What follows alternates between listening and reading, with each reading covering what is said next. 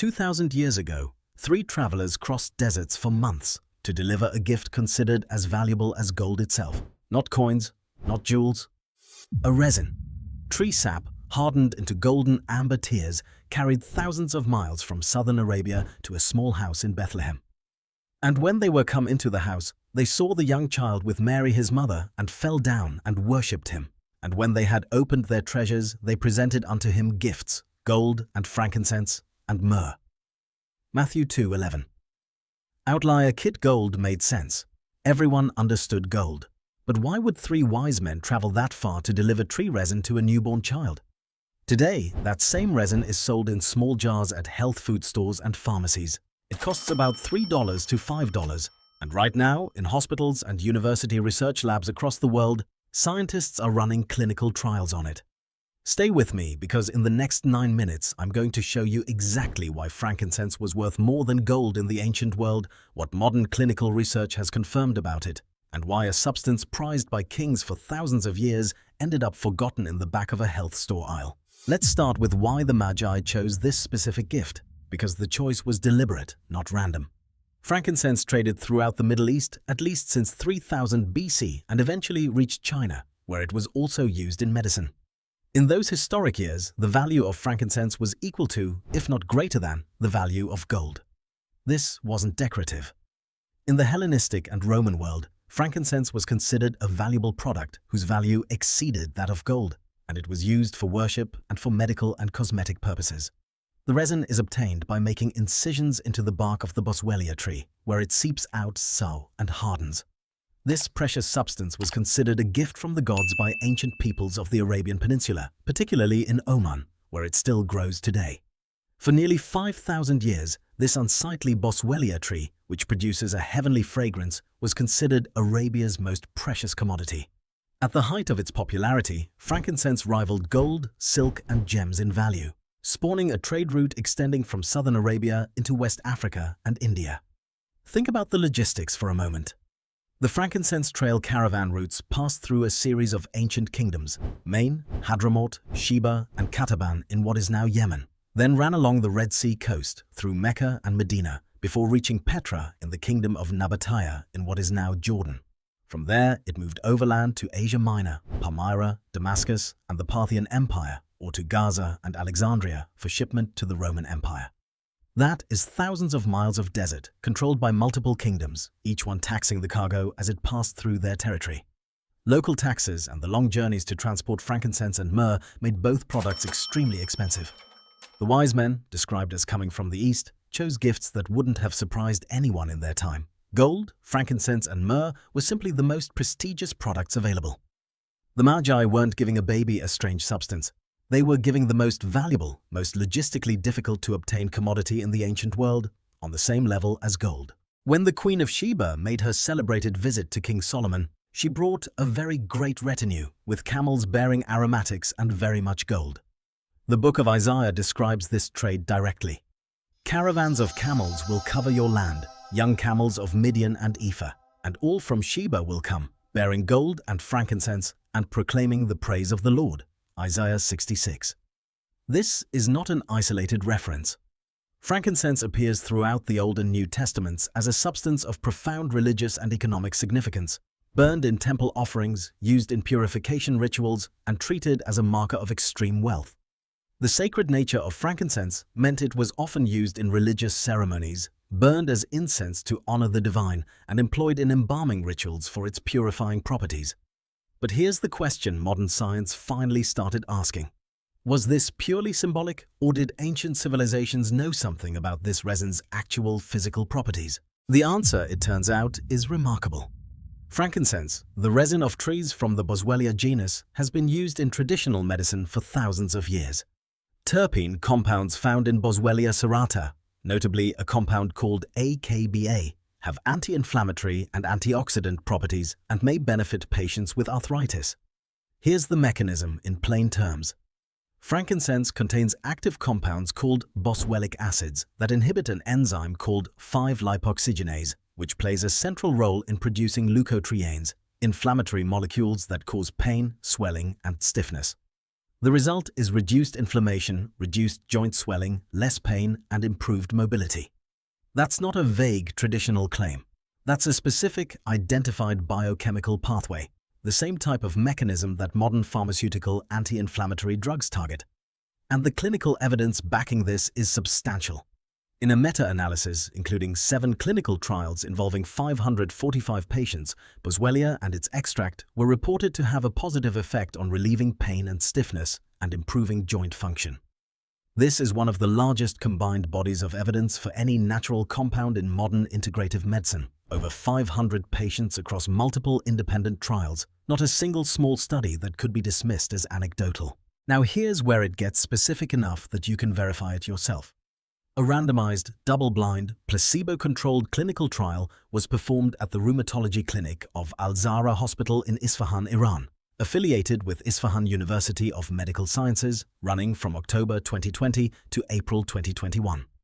Patients with knee osteoarthritis were divided into a treatment group and a placebo group, using a topical frankincense extract solution 3 times daily for 4 weeks. The results showed a significant decrease from baseline in both groups, but the end-of-intervention values for all measured parameters were significantly lower in the drug group than the placebo group. The conclusion: topical oily solution containing enriched extract of boswellic acids could decrease pain severity and improve function in patients with knee osteoarthritis. This is a real, registered clinical trial, conducted in an actual hospital with a trial registration number you can look up independently. And the research has continued advancing. A 2024 clinical trial showed that standardized frankincense extract improved symptoms of knee osteoarthritis within 5 days, reducing pain and morning stiffness. 5 days. For a condition that affects more than 200 million people worldwide and destroys cartilage and bone, leading to pain, stiffness, and loss of function, with nearly 30% of individuals older than 45 showing evidence of knee osteoarthritis. Now, I need to be balanced here, because that's what real science requires. The National Center for Complementary and Integrative Health notes that several studies have shown taking boswellia orally may help reduce inflammation and pain associated with osteoarthritis, but larger, higher quality studies are needed. There is not enough high-quality evidence to determine whether boswellia is useful for any health condition with full certainty. This is important. Frankincense is not a miracle cure, and no legitimate researcher claims it is. What the evidence does show, consistently across multiple independent randomized trials, is a measurable, statistically significant reduction in inflammatory markers and joint pain symptoms, with a strong safety profile compared to pharmaceutical alternatives.